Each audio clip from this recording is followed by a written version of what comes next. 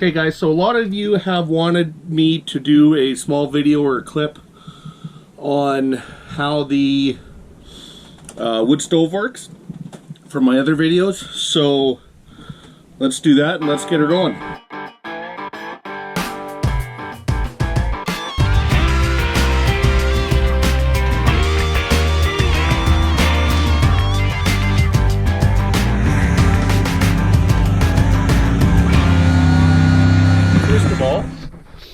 I keep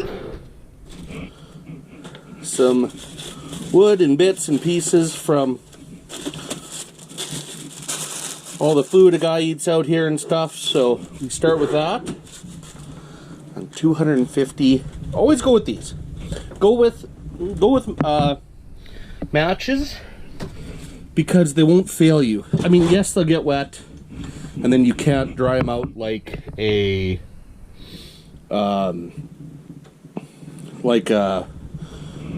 lighter can, but a lighter can get too cold, a lighter cannot work, a lighter can be empty. You got 250 matches. Unless you really did something wrong, I gotta empty that out. Unless you really did something wrong, you should be good.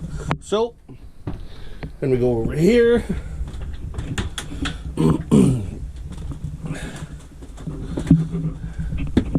When a guy's bored, just cut up a couple bits and pieces.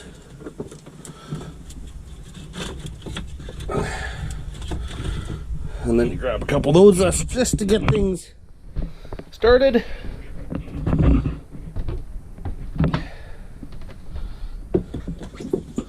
So the good thing is, no, I'm not gonna start this with flints and yada yada and all that kind of awesome stuff. So let's see here. I'll be right back. Okay, because I've done a bunch of prep and this stuff is all super dry, you don't have to work that hard. And ideally, that's what a diesel heater was for. But, well, them's the breaks, right? So make yourself a loose ass teepee, some burnable stuff.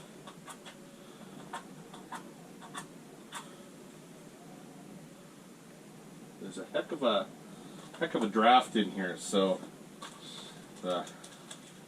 it's gorgeous day out, but the wind's up. So oh, come on. Oh, I know what I'm going to do. Here's another thing you should always keep.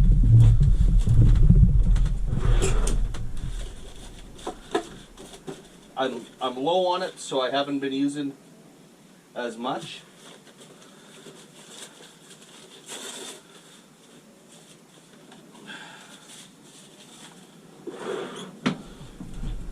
I have a couple pieces, when I was working with the diesel heater, some pieces of paper got soaked in diesel, so I have those, but that actually isn't what I was going to recommend. Dryer lint and dryer sheets, honestly, absolute lifesavers. And the only reason why I put paper on it is because I didn't want to stink like diesel all day. So,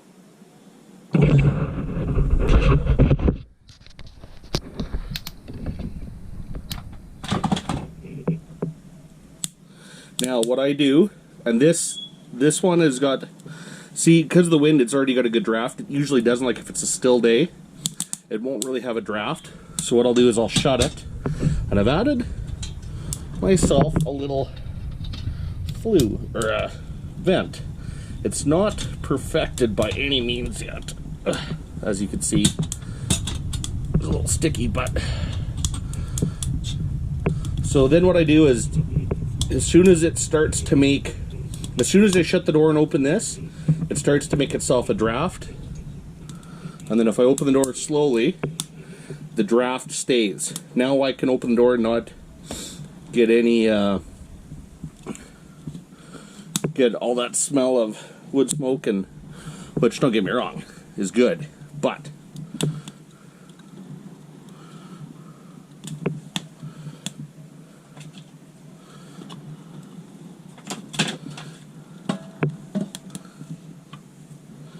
now with this dimensional lumber too, the other thing I do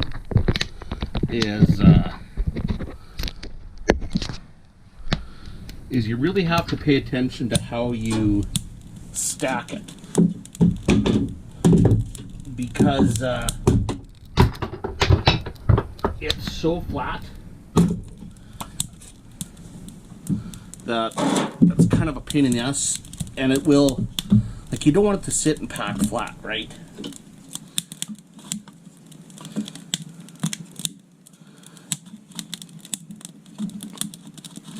Okay, there's my initial fire.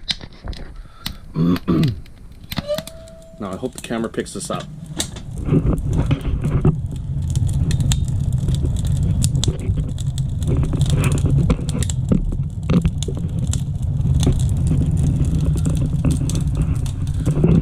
Now I have ran temperature tests. My infrared thermometer only goes to 300. Within about 30 more seconds, that exhaust pipe will be off the scales. The top here will be off the scales.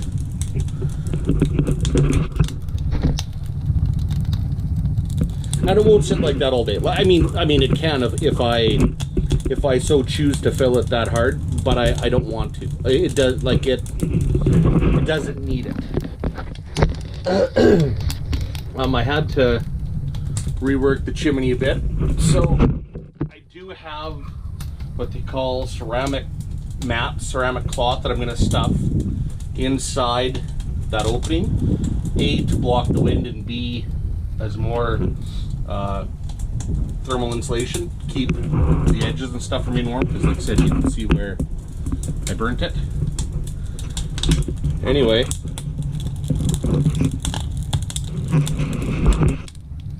it gets to be quite the blast furnace in there. Like, I'm already feeling good heat off that. And that's the nice thing with using like scrap lumber, is it's dry, it's good.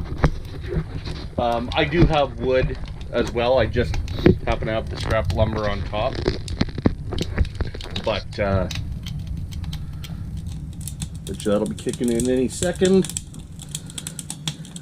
Get my fan turned on. So there you go, for people who were wondering, and I'll show you the chimney here. So this has all been in real time, except for me walking. Well, you know what? Let's do it real time. Oh boy. I'll show you how clean it's burning already. No smoke.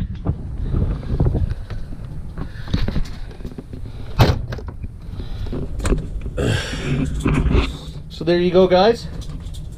That's how quickly.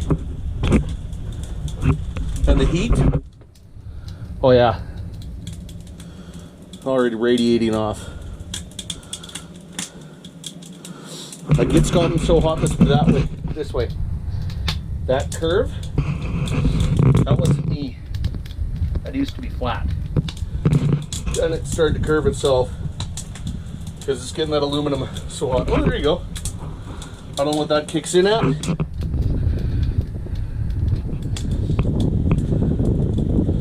You know how to use if it exceeds 345. I'm well sure it's exceeded 345, but generally, once I get it warming here, I'll just do an upkeep fire of like nubs and pieces, and as long as you keep a actual flame going, that blows hot air down, because as soon as the flame goes out, yes, this radiates heat, but you can start to feel a little bit of cool air from that fan.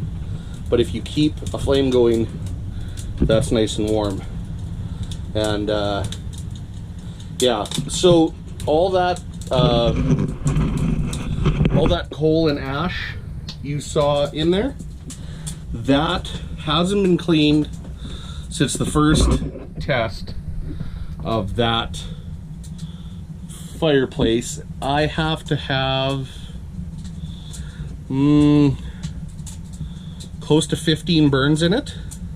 I bet, well, let's put that this way.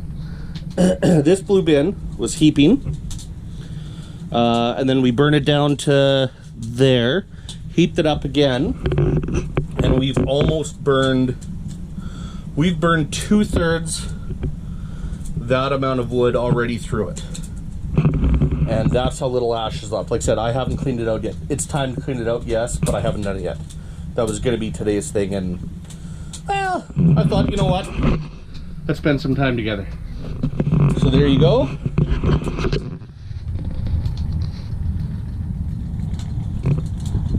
Oh, that's 1, 2, 3. That's hot. You can hear it battling for air.